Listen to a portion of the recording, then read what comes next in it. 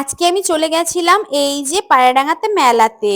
পায়রাডাঙ্গায় মেলাতে গিয়ে এরকম একটা জিনিস দেখবো কখনো ভাবতেই পারিনি। কি কি করলাম, কি কি খেলাম সবটাই শেয়ার করবো এই ভিডিওতে। চলো ভিডিওটা শুরু করি।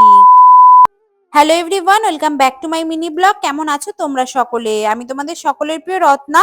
আর আজকের ভিডিওটা আমি কিন্তু পায়রাডাঙ্গা থেকে স্টার্ট করলাম, কারণ পায়রাডাঙ্গাতে হচ্ছে খুব সুন্দর একটা মেলা, যে মেলার নাম আমি নিজেও জানি না।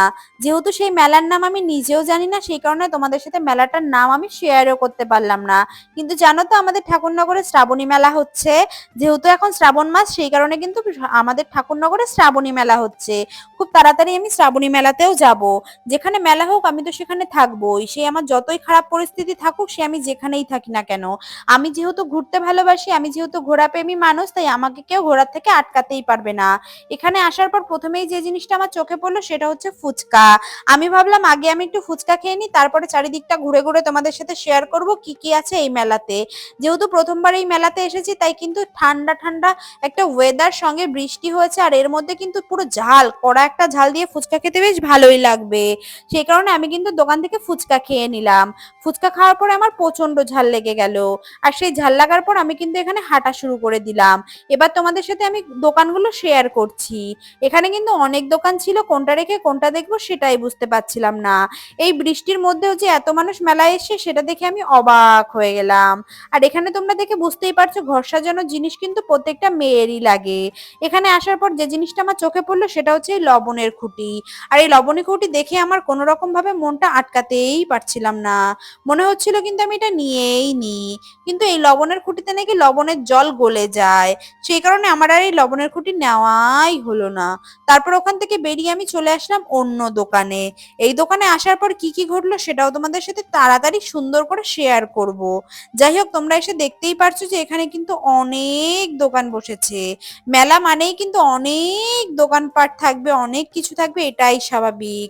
আমার মতন কারা কারা আছে যারা মেলায় ঘুরতে খুব পরিমাণ পছন্দ করো, তারা কিন্তু কমেন্টে অবশ্যই আমাকে জানিও। এখন যে ফোম গুলো দেখছি, এগুলো কিন্তু লিকুইড ফোম।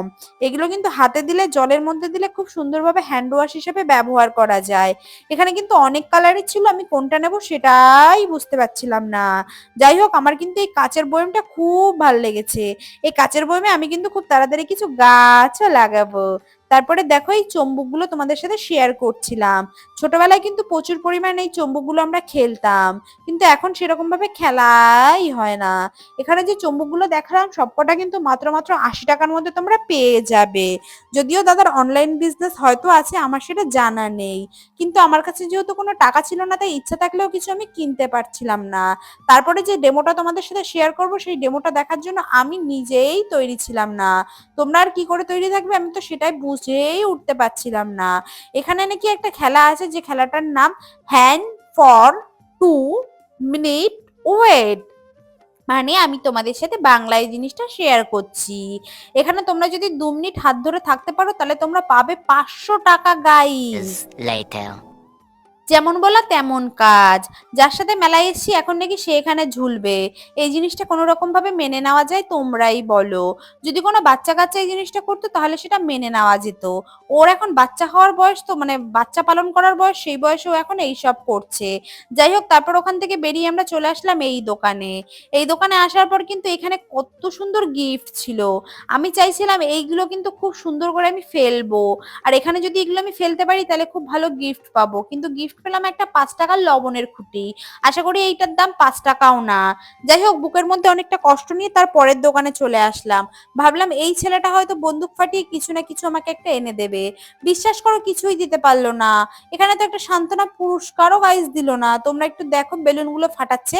আর একটা জিনিস দেখে আমার খুব অবাক এবং অকওয়ার্ড লাগলো। আগে বন্দুক যখন ফাটাতে হতো, তখন কিন্তু বন্দুক ফাটানোর সময় যে ছোট ছোট যে ইয়েগুলো হয় না, যে ছোট ছোট সুইচ টাইপস এর দেওয়া হয়, মানে ওই জিনিসটাকে কি বলে আমার ঠিক মাথায় আসছে না। কিন্তু এখন নাকি মুগের ডাল দিয়ে এই হচ্ছে বন্দুক ফাটাতে হয়। এই জিনিসটাই দাদার দোকানে। এই জীবনে কোনোদিন কেউ ফাটাতে পারবে? তোমরাই শুধু একবার কল্পনা করো। যাই হোক, কোনো রকম ভাবে মাথাটা যখন গরম হয়ে গেল, তখন ভাবলাম চলো এখান থেকে বেরিয়েই যাই। কারণ মুসুর ডাল দিয়ে এই জিনিসটা ফাটাতে হবে সেটা আমরা প্রথমে বুঝতেই পারিনি। পরে যখন বুঝে ফেলেছি তখন অনেকটা সময় বেরিয়েই গেছে। এই যে যে মুগের ডালগুলো দেখতে পাচ্ছ, এগুলো কিন্তু মাঠে চাষ হয়, এগুলো নিয়ে নাকি বন্দুক ফাটানো যায়। এটা আবার কোন ধরনের বোকামি, এই জিনিসটাই আমি বুঝতে পারলাম না। আগে যদি জানতাম তাহলে কিন্তু কখনই আমরা 20 টাকা এইভাবে জলের মধ্যে ফেলেই দিতাম না। গুটি গুটি পাই তারপরে আমরা চলে যাচ্ছিলাম কিছু খাওয়ার জন্য। কারণ শুধু ঘুরলে তো হবে না, একটু পেট পুজোও করতে হবে, সঙ্গে কিছু খেতেও হবে। আমার মতন কারা কারা আছো যারা মেলায় আসলে শুধু খোঁজো ফুচকা আর এগ রোল? আমি প্রচুর পরিমাণে এগ রোল খেতেও ভালোবাসি। আর এই মেলাটা কিন্তু চলবে প্রায় 10 থেকে 15 দিন তো কন্টিনিউ চলবেই। তাই তোমরা যারা মনে করছো এই মেলাটা এখনো যাওনি তারা কিন্তু একবার ঘুরে এসো। এরকম ঝড় বৃষ্টির সময় কোথাও বাড়িতে বসে না থেকে একটুখানি মেলার থেকে ঘুরে কিছু খাবার দাবার বাদাম ভাজা খেলেও কিন্তু মন অনেকটা স্যাটিসফাই হয়। যাই হোক, এই জিনিসটা দেখে আমার ছোটবেলার কথা মনেই পড়ে যাচ্ছিল। মনে হচ্ছিল যে এখানে আমি এখন বসে বসে একটুখানি যদি ঘুরতে পারতাম তাহলে কিন্তু বেশ ভালোই হতো। কিন্তু সেটা মনে হয় আজকে আর হবে না, কারণ এখন আমাকে পাপড়ি চাট খেতে হবে।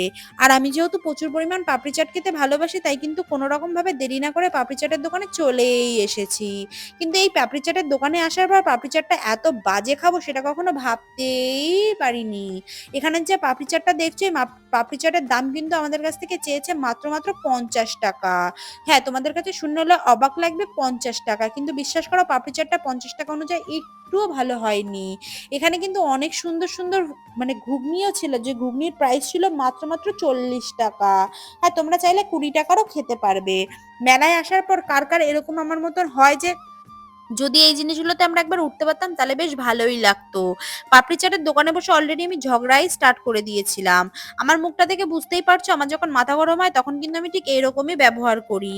রাস্তাঘাটে আমি যাকে দেখি মনে হয় তাকেই ধুমধাম করে মেরে দিই। এই জিনিসটা আমার সাথে তো হয়েই থাকে। তোমাদের কার কার সাথে এরকম ঘটে অবশ্যই জানিও। পাপড়ি চাটটা খাওয়ার পরে চলে গেলাম ওয়াও মোমোর দোকানে। ওয়াও মোমোর দোকানে গিয়ে এই দোকান থেকে কিন্তু আমি এখন ওয়াও মোমো খাবো ভাবছিলাম। পকেটে যেহেতু টাকা ছিল না তাই ওয়াই মোমো না খেয়ে কিন্তু পাপড়ি চাটটাই খেলাম। তারপর ওখান থেকে বেরিয়ে ভাবলাম আবার 10 টাকার ফুচকা খাই, কারণ তখন কিন্তু ফুচকা খেয়ে আমার একদমই পেট ভরেনি। আর এদিককার প্রত্যেকটা দোকানের ফুচকা কিন্তু মাত্র মাত্র মাত্র 10 টাকায় 5টাই দেয়। কোনো কোনো দোকানে আবার 10 টাকায় 10টাও দেয়। যেহেতু মেলা সেই কারণে কিন্তু এত বাজেট নেবেই। আরো একটা জিনিস তোমাদের সাথে শেয়ার করি, এখানকার দোকানে কিন্তু কোনো কোনো দোকানে ফুচকার যে কোনো এভরিথিং দোকানে কিন্তু তোমরা পেঁয়াজ পাবা না। এখানকার মানুষ কিন্তু পেঁয়াজ একদমই পছন্দ করে না।